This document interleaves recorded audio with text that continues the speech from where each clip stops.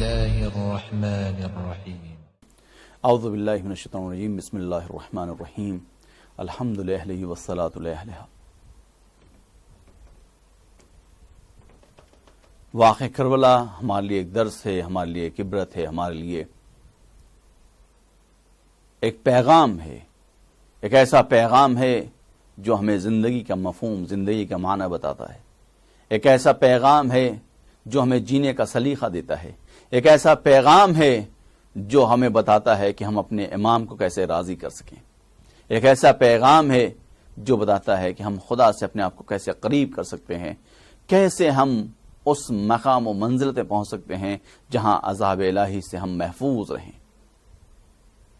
ایک ایسا پیغام ہے جو حدیث سلسلہ ذہب کو مصداق کے طور پر بیان کرتا ہے، جس میں خدا کہہ رہا ہے کہ کلمہ لا الہ الا اللہ میرا حصار ہے اور جو بھی اس میں داخل ہو گیا وہ میرے عذاب سے محفوظ ہے.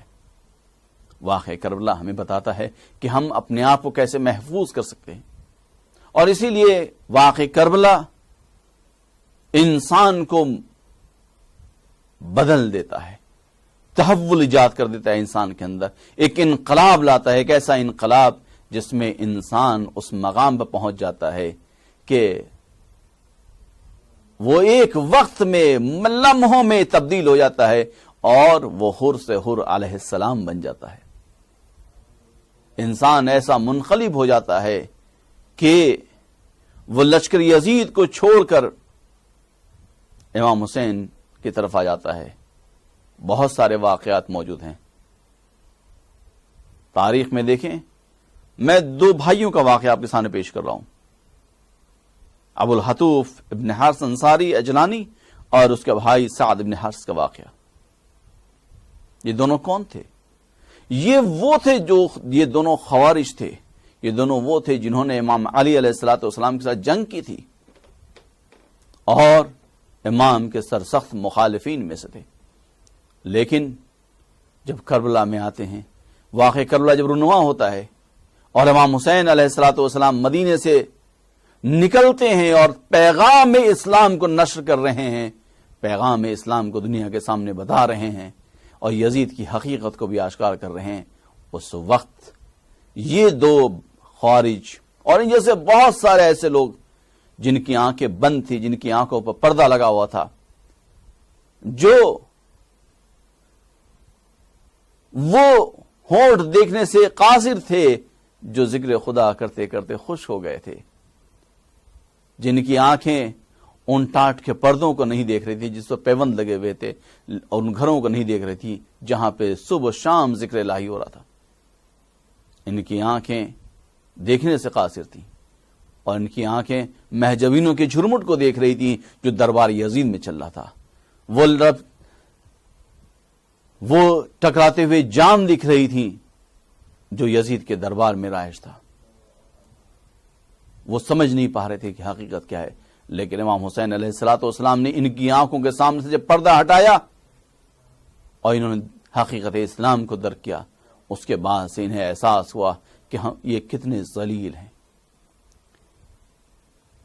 لہٰذا انہوں نے آ کر امام حسین علیہ الصلوۃ والسلام کے پاس وہ آئے اور توبہ کی، استغفار کیا کہ مولا ہم اب تک گمراہ تھے، خارج تھے، دشمن تھے، لیکن انقلاب حسین نے اتنا بدل دیا ان کو کہ یہ آ کر امام حسین سے کہتے ہیں کہ مولا ہم گنہگار تھے، کیا ہماری گناہ معاف ہو جائیں گی؟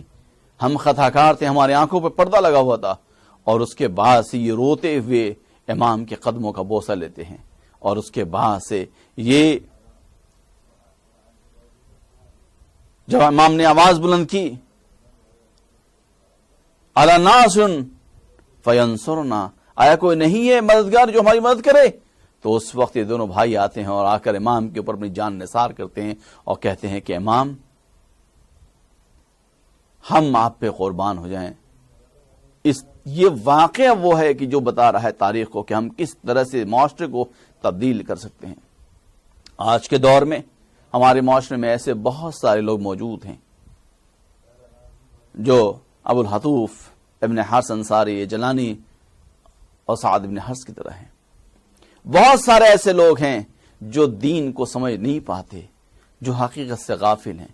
ہم پر واجب ہے اگر واقعاً ہم امام کی آواز استغاثہ پر لبیک کہنا چاہتے ہیں تو ہم پر واجب ہے کہ ہم ایسے لوگوں کی ہدایت کریں.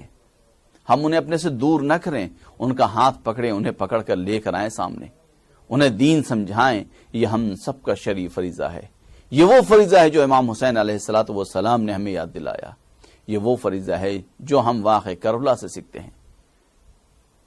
لہذا ہم سب کے لیے ضروری ہے کہ ہم ایسے تمام مستضعف لوگ، ایسے تمام وہ لوگ جن کی آنکھوں پر پردے لگے ہوئے ہیں، ہم ان پردوں کو ان کی آنکھوں سے ہٹائیں اور انہیں حقیقت سے آشنا کرائیں.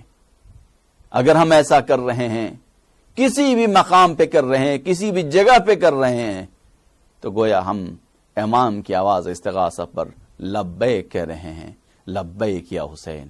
والسلام علیکم ورحمۃ اللہ وبرکاتہ.